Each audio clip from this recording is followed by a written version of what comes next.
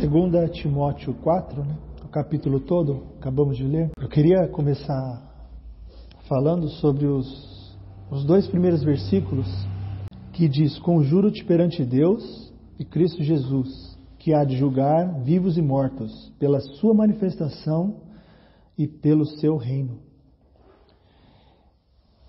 Quando Paulo diz aqui, conjuro-te, ele diz, conjuro-te é um alerta muito grande, né? Conjuro-te. Peço que você preste atenção.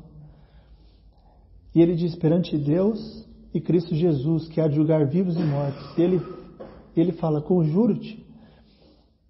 E ele fala perante Deus.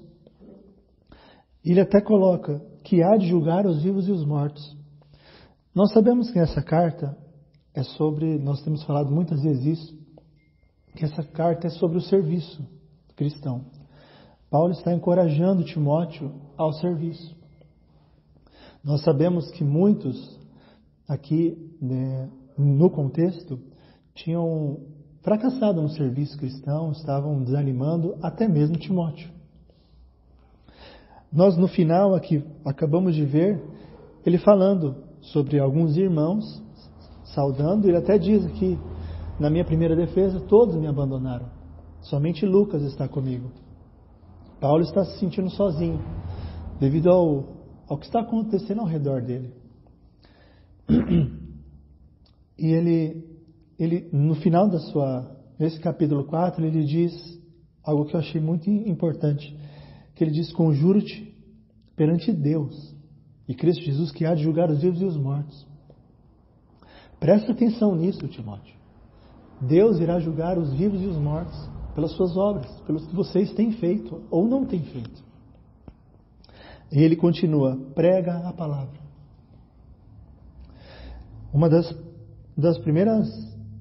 A primeira coisa que Paulo diz aqui, ele diz que Deus há de julgar os vivos e os mortos.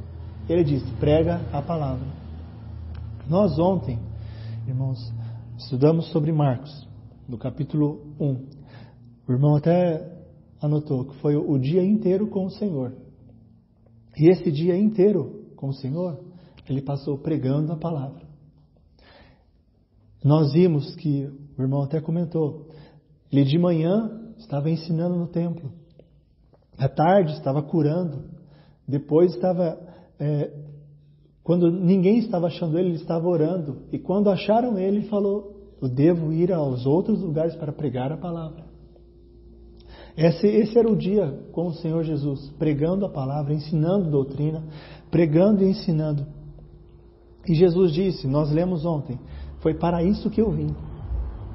Foi para isso que eu vim. Nós também temos essa tarefa. Paulo entregou essa tarefa para Timóteo também. Prega a palavra.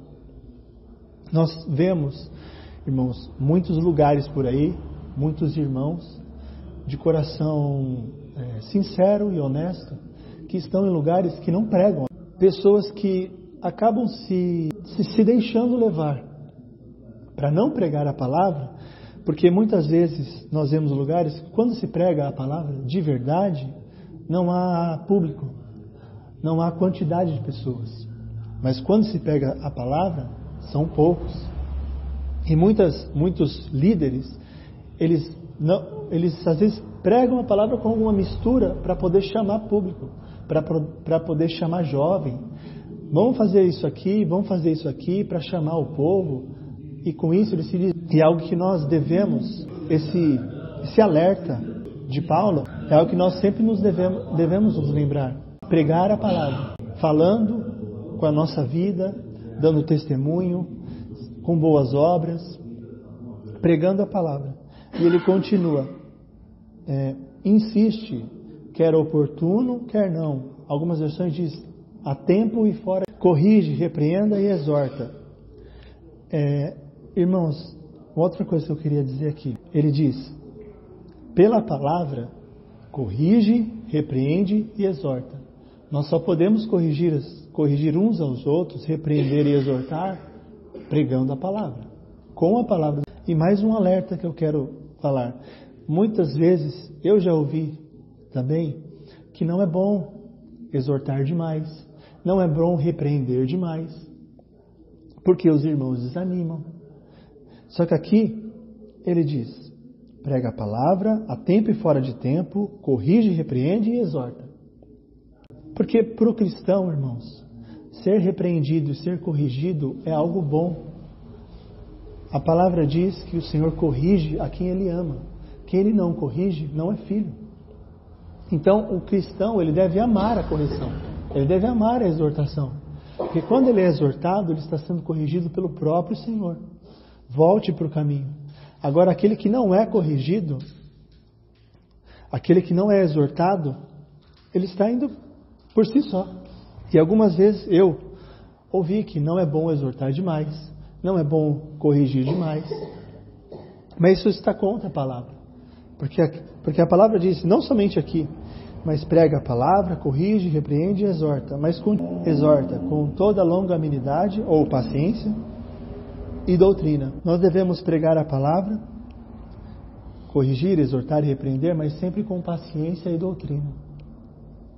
Uma vez, irmãos, quando o Senhor me alcançou, eu ouvi que doutrina era ruim, que aprender doutrina, ensinos, era algo ruim, porque divide as pessoas. E muitas vezes eu via as pessoas assim, debatendo, discutindo as doutrinas do Senhor e acabavam brigando. E a pessoa me falou isso, que a doutrina era ruim porque divide. E acabei pegando aquilo e eu ficava achando que aquilo era ruim. Depois eu fui aprender que aquilo era um engano tremendo. Porque a doutrina é o próprio Senhor. Nós vimos ontem mesmo como o Senhor estava pregando e eles disseram, e eles se maravilhavam da sua doutrina.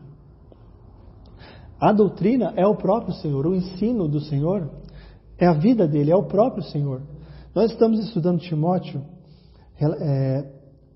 o tema de Timóteo é o serviço. Nós estamos, coincidentemente, estudando Marcos, que a base de Marcos é o servo dos servos. Nós vemos em Marcos o Senhor servindo o tempo inteiro, servindo e servindo. E aqui o tema é serviço. E não é uma coincidência, é porque o serviço é o próprio Senhor. Nós lemos no começo, Ele veio para servir. Essa é a vida do Senhor e essa deve ser a vida de todo cristão que ama o Senhor. E aqui diz, com toda longanimidade e doutrina. Embora alguns dizem, como eu disse, que doutrina é ruim, nós sempre devemos pregar com longanimidade e a doutrina do Senhor, os ensinos do Senhor. Porque não sou só eu que acabei acreditando nessa mentira, que doutrina é ruim, mas muitos hoje em dia acham que doutrina é ruim. Que ensinar doutrina para os irmãos é algo ruim, que acaba enchendo os irmãos só de conhecimento, só isso ou aquilo, mas isso é errado. A palavra do Senhor é a doutrina, o Senhor é a própria doutrina. E nós devemos nos esforçar para conhecer mais do Senhor, conhecer a sua doutrina, os seus ensinos, o que o Senhor acha de cada assunto da nossa vida. Isso é a doutrina do Senhor. Se estamos em algum momento da nossa vida, algum assunto específico da nossa vida, a palavra sempre vai ter um ensino sobre isso. Sobre o trabalho, sobre relacionamento, sobre filhos, sobre pais, sobre qualquer coisa. O Senhor terá ensinos, terá doutrinas sobre essas coisas. E que isso venha também, como Paulo colocou aqui, conjuro-te, que nós venhamos ser alertados severamente por essas coisas, para que venhamos pregar a palavra, exortar, corrigir, com paciência e doutrina. E por que tudo isso? Sempre nos lembrando que o Senhor um dia há de julgar os vivos e os mortos. Julgar, isso quando ele coloca aqui, ele até coloca pela sua manifestação e pelo seu reino. Isso é uma exortação, um alerta severo. Lembrem-se disso, que o Senhor há de julgar os vivos e os mortos. Vamos prosseguir nesses 2 versículos então, irmãos. Eu quero focar mais uma vez na primeira expressão, perante Deus e Cristo Jesus. É importante lembrar aqui que Paulo vai dizer alguns versículos depois que ele está para morrer. Ele vai deixar e ele está dizendo, olha Timóteo, o bastão está sendo passado. Mas eu quero que você se lembre uma coisa. A sua vida não é vivida perante mim. Você não tem que prestar contas a mim como apóstolo do Senhor. A sua vida é vivida perante Deus e Cristo Jesus. E aqui é outra coisa que nós temos que pensar agora, não só na relação de Paulo com Timóteo, mas na nossa vida perante Deus. Nós não fazemos as coisas ou vivemos como vivemos para impressionar os irmãos ou para estar de bem à vista dos homens.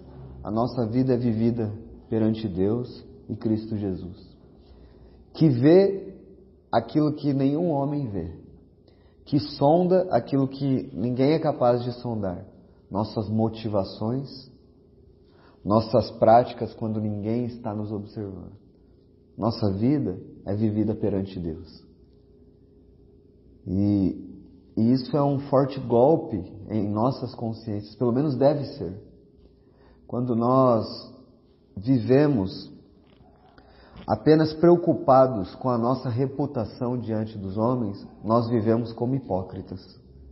Mas quando nós temos a consciência de que tudo passará em revisão, quando nós estivermos no tribunal de Cristo, nós viveremos com mais seriedade a vida cristã. Quando Paulo diz assim que ele vai julgar vivos e mortos, para os ímpios isso tem um peso, para nós tem outro. Para os ímpios isso fala de condenação, para nós não fala disso. Porque o Senhor diz que aquele que creu nele, não entra em juízo, mas passou da morte para a vida. Então o crente está salvo. Não há condenação para os que estão em Cristo Jesus. O crente está salvo. Uma vez que creu no Senhor, e a obra do Senhor sendo perfeita, nós estamos salvos da culpa de nossos pecados. Não há condenação, mas ainda há um julgamento, não um julgamento condenatório, mas um julgamento de recompensa ou perda daquilo que nós fizemos. E isso fala das nossas obras perante o Senhor. Você é salvo, irmão, pela graça. Retribuir por sua infinita misericórdia todo o trabalho que você fez no Senhor. Pois no Senhor nenhum trabalho é vão. E o Senhor vai se lembrar de cada mínima coisa que nós fizemos. E tudo que Ele achar para retribuir e recompensar, Ele fará. E tudo que Ele ver que não merece recompensa, nós sofreremos prejuízo. É como se nós tivéssemos tido a oportunidade de gastar as nossas vidas para o Senhor e gastamos a nossa vida naquilo que não tem nenhum valor. E Ele diz, todo este tempo que você gastou aqui, fazendo outras coisas, este não tem valor. É prejuízo aqui. Você não tem recompensa para receber aqui. Mas pela sua infinita graça e misericórdia, até mesmo um copo de água sendo dado, Ele vai dizer que é digno de recompensa. Porque foste fiel no pouco, sobre o muito. É claro, irmãos, que isso exige de nós que a cada momento nós pensemos, hoje eu acordo e tenho uma vida para viver perante Deus e Cristo Jesus. Tenho atitudes para tomar perante Deus e Cristo Jesus, que sonda meus pensamentos, que sonda minhas motivações. Isso não deve dar temor em nossos corações? Sabe qual é a maior tristeza que nós podemos ter? Viver as nossas vidas tirando das nossas mentes ou não levando em conta que nós estamos vivendo perante Deus. E muitas vezes nós nos preocupamos mais com o que é que vão pensar de mim. Pensa-nos. Se todas as nossas atitudes, se um irmão que nós respeitamos estivesse do lado, estou falando de um irmão agora, que nós respeitamos estivesse do lado, nós faríamos, nós falaríamos. Imagina, irmãos, ter sempre em nossas consciências que nós estamos perante Deus e Cristo Jesus. Isso muda, irmãos, o senso da presença deve mudar a forma como nós vivemos. Mas é claro, irmãos, que quando nós nos afastamos do Senhor, abandonando a comunhão com o Senhor, abandonando a vida de oração, abandonando a leitura da palavra, este senso da presença de Deus, de que nós estamos perante Cristo, ele vai diminuindo em nossas vidas. A nossa consciência vai cauterizando e nós vamos achando normal fazer coisas que nós, em hipótese alguma, teríamos coragem de fazer se nós estivéssemos vendo com os nossos olhos nosso Senhor do nosso lado. Que Deus tenha misericórdia de nós. Mas tenha a consciência clara quando você lê este versículo, que não está falando aqui de será que eu sou salvo? Será que eu não sou? Porque ele vai julgar. Não. Não há condenação para os que estão em Cristo Jesus. Porque aquele que crê no Senhor já passou, não entra mais em juízo, já passou da morte para a vida. E nós temos que ter isso com muita alegria. Eu disse ontem sobre a sogra de Pedro, que foi curada. E o que ela passou a fazer depois que foi curada? Ela levantou-se e começou a servi-los. Para pagar a cura que o Senhor fez? Não, irmão, não tem como pagar. Mas é por gratidão. É assim. É com gratidão. O versículo 2 nos fala sobre pregar a palavra. Prega a palavra. Trabalho para os pregadores apenas? Sem dúvida há uma responsabilidade. Aqueles erguem sua voz na reunião dos santos para proclamar a palavra de Deus. Tiago diz que eles sofrerão maior juízo, maior rigor. Juízo para condenação? Não, de novo não. Mas maior rigor para saber se eles foram fiéis na pregação da palavra. Se pregaram de acordo com a doutrina. Maior rigor. Por isso ele diz, não sejam muitos de vós. Tiago vai dizer isso.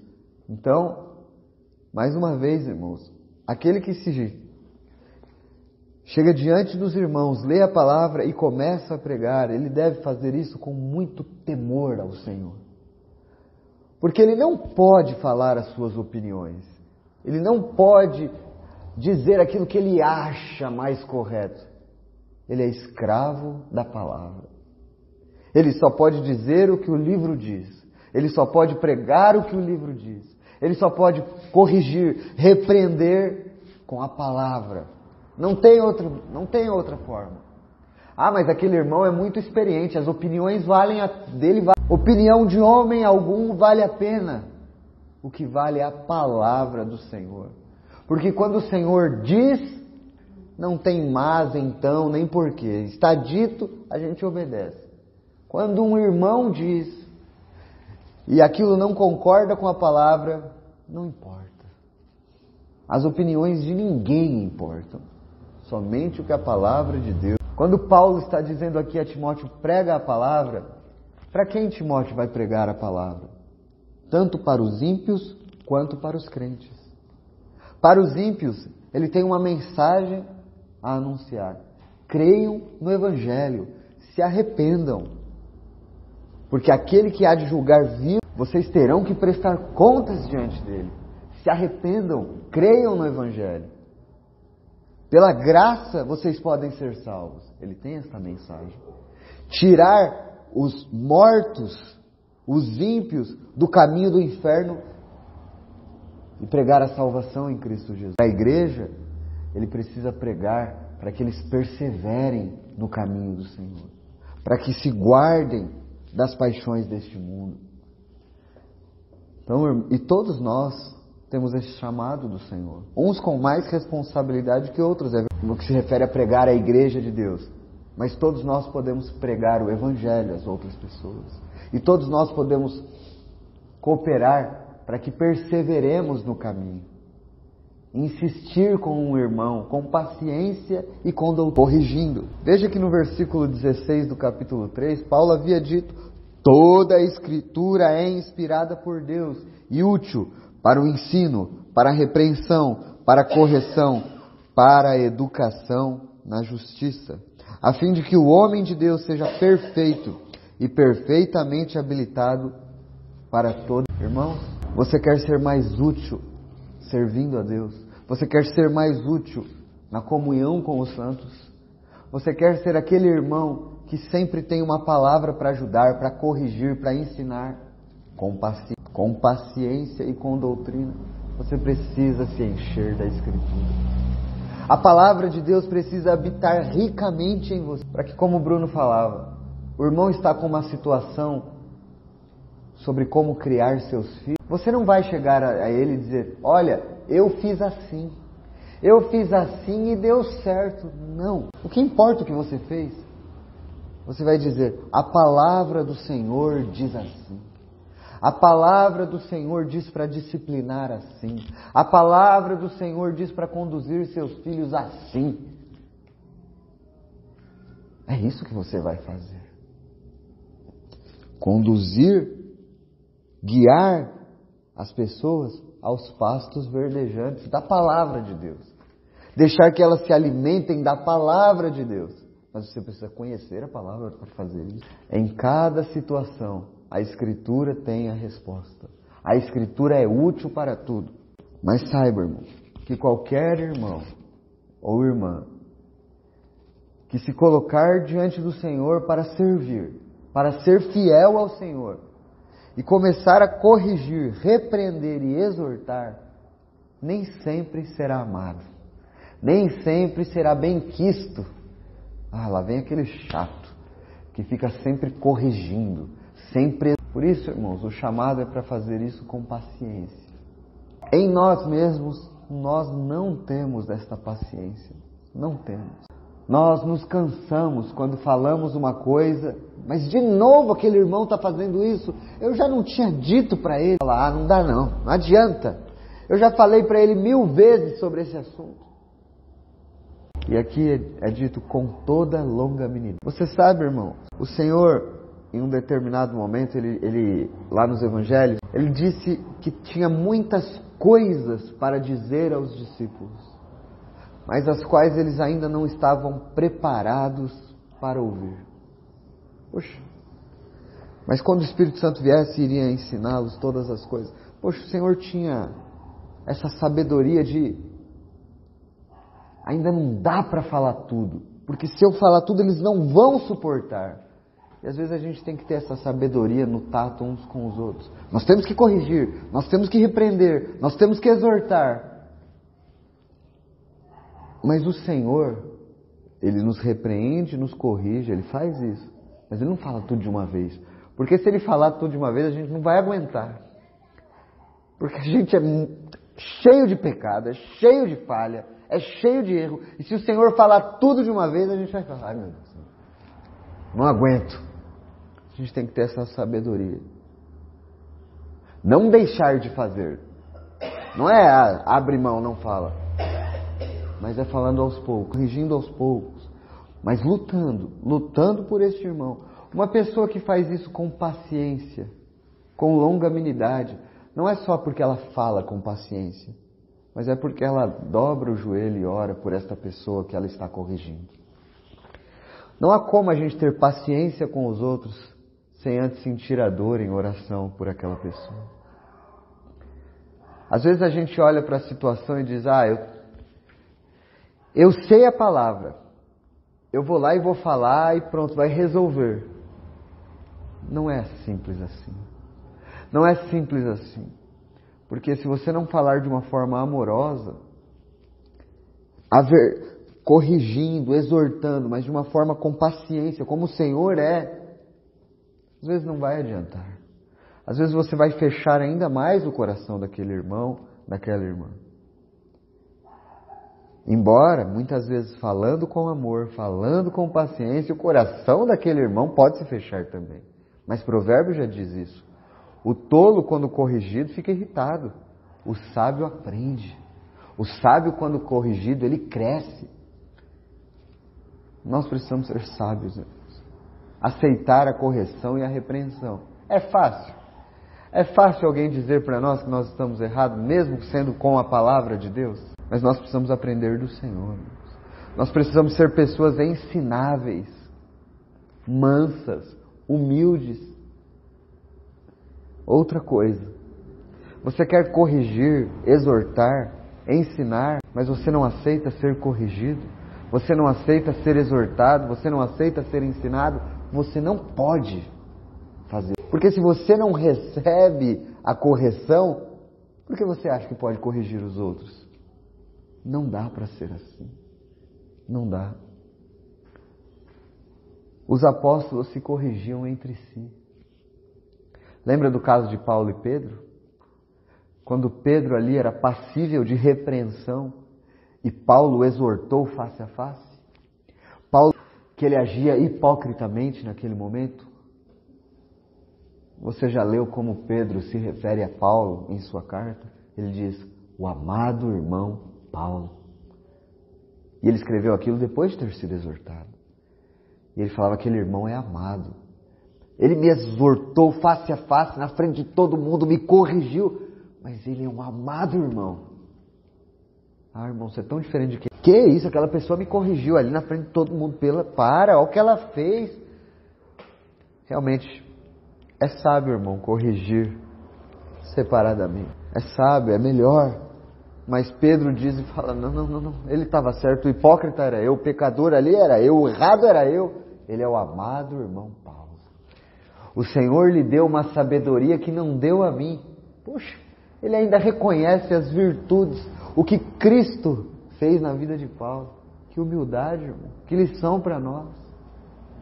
Quanto nós temos que aprender dessa. O versículo 3 e 4 ainda continua dizendo, pois haverá tempo em que não suportarão a sã doutrina.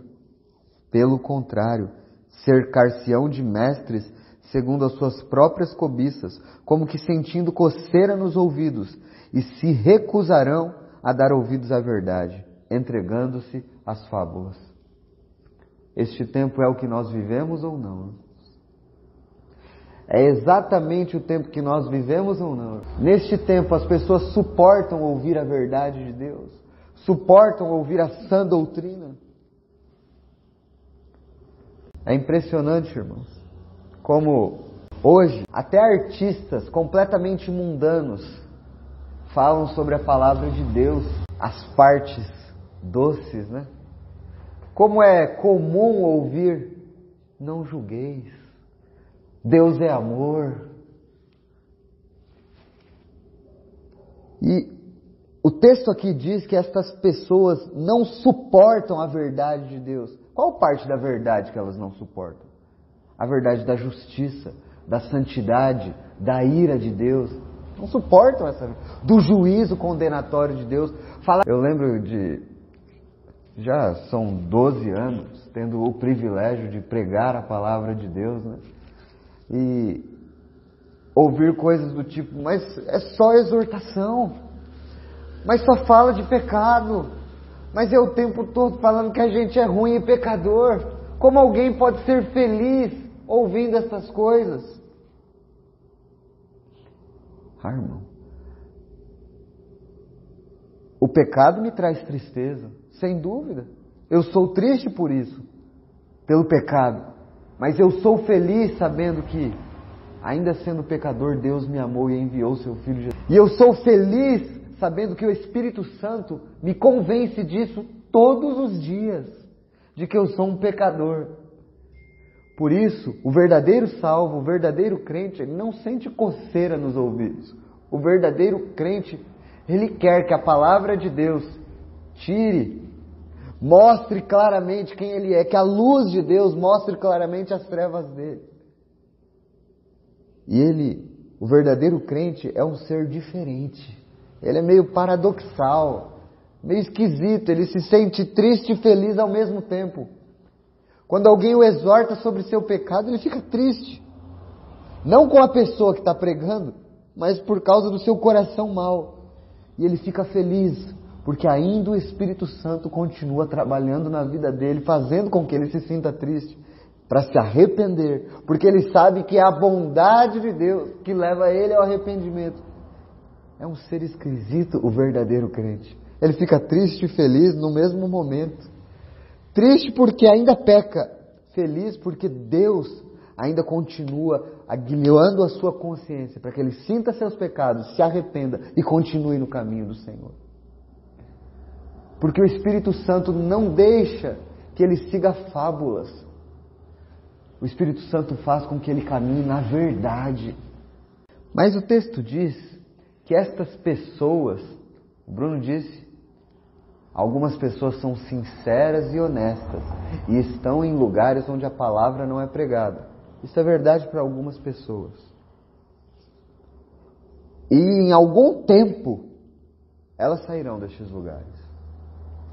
Elas sairão porque não suportam. O verdadeiro crente não suporta aquilo. Ele vai sair de lá. Em algum momento ele vai sair daquele lugar. E se não sair, vai ser, ele está sendo guardado pelo Senhor. Mas a maioria das... Veja o versículo 3. Cercar-se-ão de mestres, segundo as suas próprias cobiças. A maioria das pessoas não são inocentes. Ai, tadinhos, estão sendo enganados. Elas é que se cercaram destes mestres que falam exatamente aquilo que elas querem ouvir. É o que o texto diz. Segundo as suas próprias cobiças. Os mestres falam exatamente aquilo que o coração cobiçoso dela quer. Ela quer dinheiro, ela vai ouvir o mestre da prosperidade.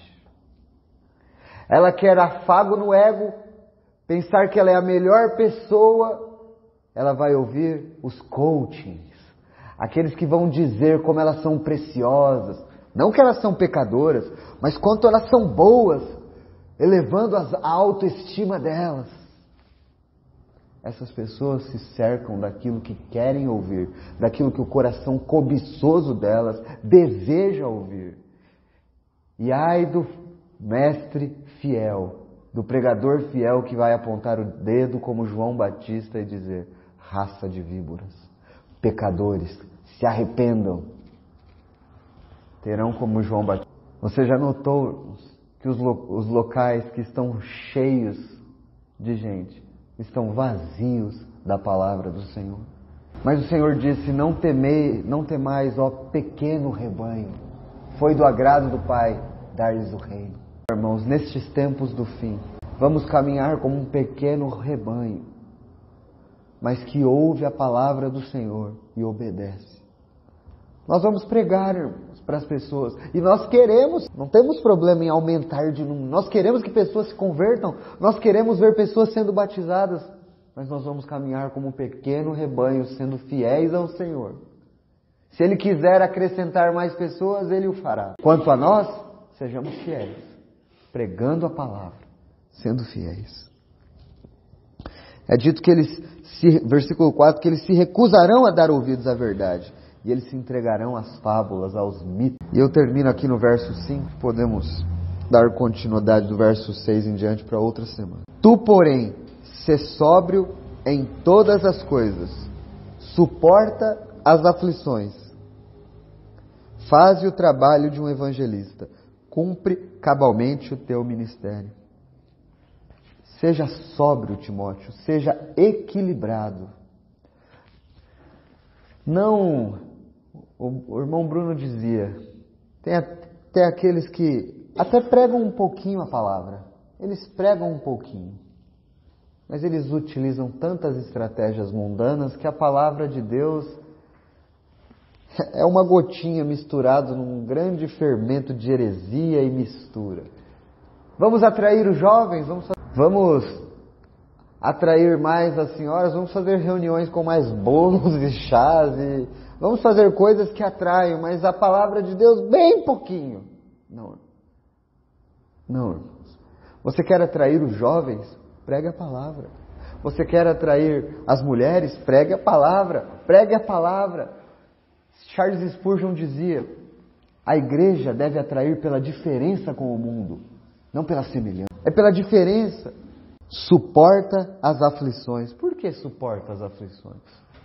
Porque todo aquele que for fiel pregador do Senhor vai ter que suportar as aflições. Todos aqueles que querem viver piedosamente em Cristo Jesus padecerão perseguições. Então suporta, Timóteo. Suporta, porque eu tenho suportado durante todo o meu ministério, Paulo diz. Suporta. Já está acabando para mim e você está só começando. Suporta. Suporta essas aflições. Faze o trabalho de um evangelista. Aqui, os comentaristas, os teólogos, eles divergem em duas possibilidades. Será que Timóteo era um evangelista e por isso ele tinha que fazer o trabalho de um evangelista? É uma possibilidade. Ou será que Timóteo era só um mestre, um pastor e não era um evangelista, mas Paulo estava dizendo: faça o trabalho de um evangelista. Existem essas duas possibilidades aqui.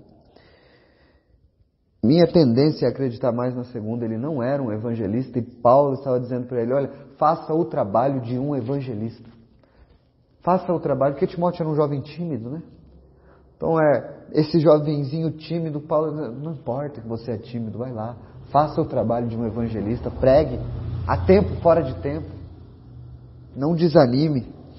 Cumpre cabalmente o teu ministério. E aqui eu quero encerrar com esta última frase. Cumpre cabalmente, né? Cumpre completamente, totalmente o teu ministério. Irmãos, cada um de nós recebeu algo, um ministério, um serviço do Senhor. Você está consciente disso? Você está consciente que você recebeu um ministério, um serviço de Deus? Se você é crente verdadeiro, todos receberam um serviço do Senhor. E nós temos que cumprir este serviço totalmente. Essa é a exortação da palavra. Mais uma das coisas que deve nos fazer tremer diante do Senhor. Nós recebemos uma O Senhor falou: Bruno, isso aqui é seu, ó. Cumpre tudo, tá? João, Salete, Cida, Graziele, Cláudia, isso aqui, ó, é seu. Cumpre. Cumpre totalmente. Para outros, Paulo diz a mesma coisa. Cuida em cumprir o teu ministério. O que você tem feito? O que você tem feito com o ministério, o serviço que Deus te entregou? Aí você pode pensar: mas eu nem sei o que Deus me entregou para fazer. É difícil descobrir às vezes? Então, tudo que o Senhor colocar em suas mãos, tudo. Você viu alguma necessidade? Você viu? E você pode orar, ajudar? Faça. Faça. Não fique pensando: qual será o meu ministério? Não. Tudo que o Senhor colocar nas suas mãos, faça. Faça da melhor forma. Entregue tudo ao Senhor. Cumpra cabalmente o teu ministério. Isso nos faz tremer. Irmãos, olhando para trás, as oportunidades perdidas não voltam mais. Não tem mais o que fazer com relação ao que já passou em nossas vidas. Nós já desperdiçamos muito tempo com os nossos prazeres, com o nosso descanso, e não dá para resolver o que ficou para trás. Dá para a gente tomar lições daquilo, apenas. O que ficou para trás não dá. Esquecendo-me das coisas que para trás ficam, eu prossigo para o alvo, para conquistar o prêmio da soberana vocação. Bom, já era. O que você não fez, você pode ficar triste por isso, mas já passou, irmão. Esqueça, olhe para frente e fale: Senhor, eu quero te servir agora. Eu quero aproveitar as oportunidades e cumprir completamente. E nosso Senhor é misericordioso, irmãos. Nosso Senhor é misericordioso. Neste capítulo mesmo, nós vemos Paulo dizer: traga-me Marcos, porque ele é útil ao ministério. Marcos, o sobrinho de Barnabé, que havia abandonado Paulo e Barnabé numa viagem missionária. Ele havia abandonado. Paulo falou: não, com ele eu não ando mais. Agora no fim da vida, diz Paulo, traga-me. Ele é útil ao ministério. Irmãos, o Senhor restaura, o Senhor nos dá novas oportunidades. Enquanto nós estivermos aqui, o Senhor nos permite. Deixe-me lembrar mais um. Deixe-me lembrar de Sansão. Sansão caiu profundamente. Ele teve seus olhos vazados, seu cabelo cortado. A força do Senhor foi retirada. Há um texto que diz que o Espírito Santo não estava mais sobre ele, e ele não percebeu. Mas Sansão orou, diz: Senhor, mais uma vez me concede força, me concede graça. Seu cabelo cresceu, irmãos. Ele teve força novamente. E na sua morte, ele destruiu mais inimigos do que em sua vida. O Senhor, irmãos, pode nos restaurar para servi-lo novamente. Mesmo que nós tenhamos caído como Sansão, para cumprirmos cabalmente o nosso ministério. Louvado seja o Senhor, que sempre nos dá oportunidades para continuar. Amém.